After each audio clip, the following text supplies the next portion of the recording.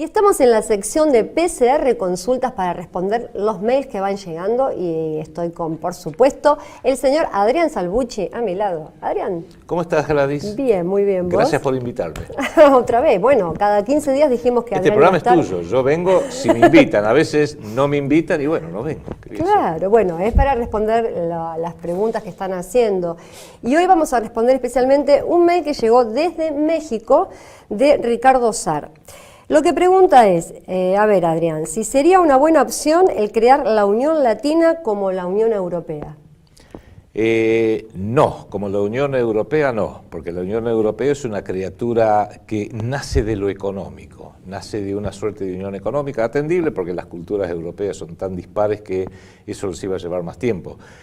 La Unión Europea empezó por el lado correcto, los intereses económicos, Alemania, Francia, que habían estado en guerra hace apenas una generación, Bélgica, Holanda, Inglaterra se acopló después, Italia desde luego, España, pero nosotros tenemos que empezar por lo político, nosotros tenemos que empezar por donde Europa no pudo empezar, nosotros tenemos que partir de una unión política, geopolítica, impuesto por imperio de la urgencia de formar, estructurar un polo iberoamericano para poder negociar más o menos en igualdad con el polo anglosajón, con el polo ruso, con el polo chino y los demás que se van dando lentamente en este mundo multipolar, y eso no se hace desde lo económico. Eso va a venir después. Ya probamos con el Mercosur y el Mercosur en definitiva no funcionó. Funcionó para las corporaciones, no para los pueblos. Funcionó para que las empresas tuvieran desgravaciones impositivas, pudieran mejorar sus utilidades, pero a los pueblos trabajadores más o menos. Sí, hubo más fuentes de trabajo, pero no fue lo primordial. Yo creo que el mejor ejemplo histórico es el que nos legó el presidente Perón de Argentina, el presidente Vargas del Brasil y el presidente Ibáñez del Campo de Chile, cuando por allá por el año 1951 se esbozó el ABC, que era una unión eminentemente política, geopolítica, militar y desde luego también económico. Lo económico después viene solo, casi por imperio de las circunstancias. Pero nosotros tenemos que empezar al revés de lo que hizo Europa. Tenemos que empezar por la urgencia de la necesidad de una unión auténticamente política y después ir ordenando el comercio, la economía, la moneda. Como mínimo tiene que haber una moneda iberoamericana, no puede haber un peso argentino, peso chileno, el real brasilero. Podemos aprender mucho de los ejemplos de Europa. La Unión Europea nace en el año 1957 por un acuerdo básicamente entre Francia y Alemania, que insisto, habían estado en guerra hacía poco tiempo. La Francia de Charles de Gaulle, la Alemania de Konrad Adenauer, dos grandes estadistas. Y en alguna medida ambos entendieron lo siguiente que nos puede servir a nosotros de ejemplo. Francia entendió que a pesar de haber perdido la guerra, el motor industrial, económico y financiero de Europa es Alemania. Y Alemania entendió que se tenía que dejar de jorobar y el motor geopolítico iba a ser Francia. Así lo hicieron y alrededor de eso se estructuró esta Unión Europea. Nosotros tenemos que hacer algo parecido, que es reconocerle nosotros los argentinos la importancia de Brasil. Brasil se ha ganado ser el motor, el dínamo, la gran potencia industrial y financiera de todo el continente iberoamericano y les tenemos que sacar el sombrero. Sí, en alguna época nosotros fabricamos aviones con Perón, hoy no fabricamos nada. Y sin embargo la empresa Embraer brasilera le hace la competencia a Airbus de Europa y a la Boeing. Se lo han ganado. Pero el motor geopolítico para forjar la Unión Iberoamericana, no latina. Latina es más una frase que usan los norteamericanos. Latin America, América Latina. Nosotros somos iberoamericanos. Ese forjar esa unión geopolítica de lo que es en la política, lo que es en la necesidad monetaria, lo que es en los conceptos, es un trabajo que le toca a la Argentina. Y yo creo, Gladys, que toda Iberoamérica nos mira, los demás países hermanos, y nos miran como diciendo, argentinos, ¿para cuándo? Como decía Ortega y Gasset, argentinos a las cosas, ¿cuándo se van a poner de pie ustedes? ¿Cuándo van a hacer el laburo que les corresponde? Y digo esto porque la Unión Iberoamericana no la puede hacer Brasil, aunque quieran. Tendrán mucha potencia, tendrán una economía fantástica, un poder industrial. El estado de Sao Paulo tiene la misma población que toda la Argentina. El estado de Sao Paulo tiene el mismo PBI, un PBI aún mayor que de toda la Argentina. O sea, es un monstruo. Pero ellos no pueden forjar la Unión Iberoamericana por una valla cultural. No descienden de España, descienden de Portugal.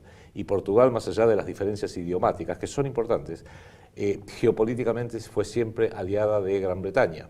De manera que entre Brasil está un poco aislada, vallada, no podría instigar una unión iberoamericana, que Argentina lo puede hacer tranquilamente. Argentina es considerada, es respetada, tiene un arrastre cultural en Colombia, en México, en Uruguay, en Chile, en el Perú, en donde sea. Inclusive tiene un gran arrastre mundial, potencial, mucho mayor al que tiene Brasil. Lo que pasa es que siempre hacemos las cosas mal.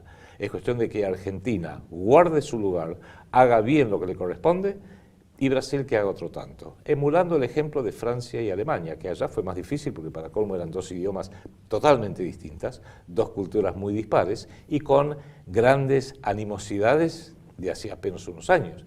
Imagínense que la Unión Europea nace en 1957, pero hasta el año 45, hasta el año 44, Francia estuvo 4 años invadida, ocupada por Alemania. Acá no tenemos esas animosidades, todo lo contrario, todo nos une, nada nos separa, de manera que sí, Europa es un ejemplo de paralelismos históricos, pero no olvidemos, nunca se puede repetir la historia.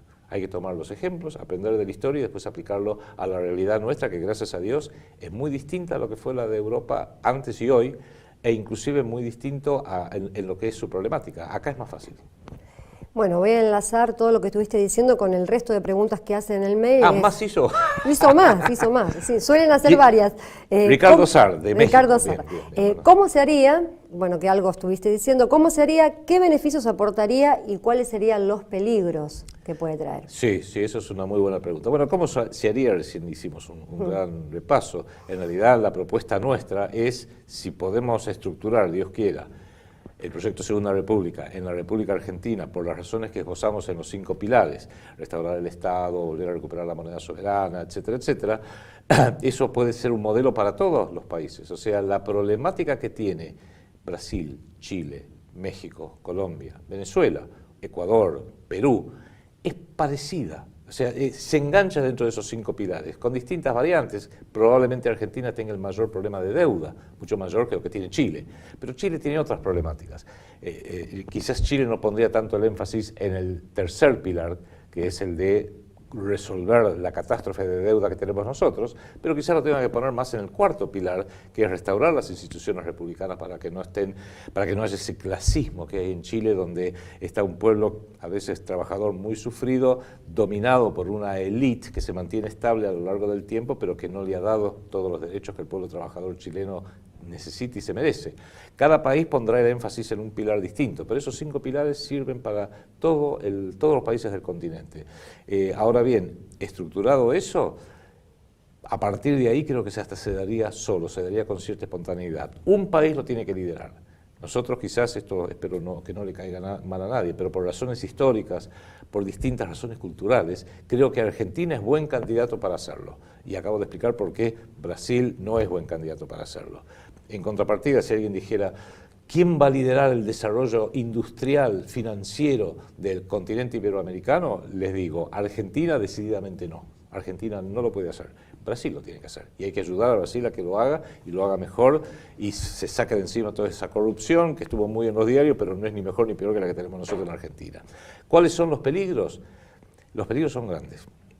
Y hay que estar muy alerta, porque quienes quieren imponernos y vienen tratando de imponerle al mundo un mundo unipolar, que lo podemos describir como la alianza anglo, norteamericana, israelí y sus respectivos aliados en distintas partes del mundo. Estados Unidos tiene quizás no tanto países aliados, pero sí regímenes aliados, gobiernos aliados. Hoy mi país, Argentina, en realidad tiene un pueblo y un Estado que tienen muy en claro que Gran Bretaña y Estados Unidos no son amigos nuestros, pero sin embargo tenemos un gobierno, el de Mauricio Macri, que está totalmente subordinado a Estados Unidos, totalmente subordinado a Gran Bretaña, totalmente subordinado a Israel, de manera que el tema es complejo, pero que innegablemente, si lo que estamos proponiendo nosotros, cuando empiece a cobrar forma, eso va a encender alarmas rojas en el tablero de quienes quieren imponer un gobierno mundial unipolar bajo la hegemonía anglo-norteamericana israelí. Sin embargo, al mismo tiempo, tenemos aliados tácticos potenciales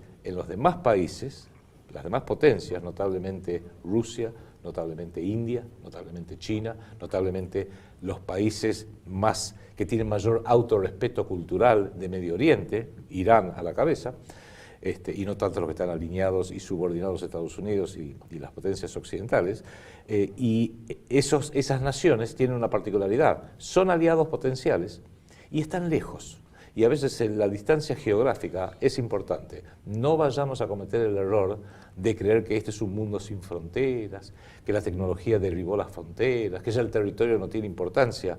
Las distancias son importantes, los océanos gigantescos como el Pacífico tienen gran importancia, y digo esto porque una alianza táctica en algunos aspectos con China traería sus peligros, pero la distancia hace que esos peligros se aminoren. O sea, si la frontera de Argentina, en vez de ser con Chile, fuera con China, hoy estaríamos totalmente llenos de, no sé, 300 millones de chinos. Pero no, es con Chile, donde tenemos intereses en común y los dos tenemos una problemática parecida, bajo nivel poblacional. De manera que podemos hablar y pactar muchas cosas con China, no bases militares en Neuquén, esa no fue una buena idea. Podemos pautar y pactar muchas cosas, acuerdos con India, con Rusia desde luego, porque ellos también promueven un mundo multipolar. De manera que tenemos la suerte que las grandes potencias que quisieran ver un mundo multipolar existen, tenemos buenas relaciones con ellas, jamás hubo ningún conflicto grande y están lejos. Y eso están lejos en lo que es las migraciones humanas que ya hemos visto. A veces el estar cerca de una zona de grandes conflictos puede ser catastrófico, como descubrió Europa cuando luego de destruir a Siria, destruir a Irak, se fueron las poblaciones desplazadas caminando a Europa, en barco, lo que puedan, en botes chiquitos, e invadieron Europa, literalmente, con su desesperación. Nosotros no estamos en una situación de que nos pueda llegar a ocurrir eso, con lo cual los peligros son grandes. Cualquier tendencia a romper el divide et impera impuesto por Gran Bretaña desde hace 3 siglos se va a topar con oposición. Y el mayor peligro que enfrentamos son los propios gobiernos vendidos, que son instalados como caballos de Troya, como quinta columna por el poder del dinero, y luego desde la Casa Rosada, o desde Brasilia, o desde Lima, o desde Santiago, o desde la Ciudad de México, nos dicen que gobiernan para nosotros, pero gobiernan para los de afuera y en contra del pueblo trabajador. Por eso tenemos que hacernos fuertes, ¿no? Tenemos que hacernos fuertes. Hacer el PCR en cada país de la región, eso es lo que nos va a hacer fuertes verdaderamente. Así es, así es. Y para eso estamos, para asistir a toda iniciativa en ese sentido.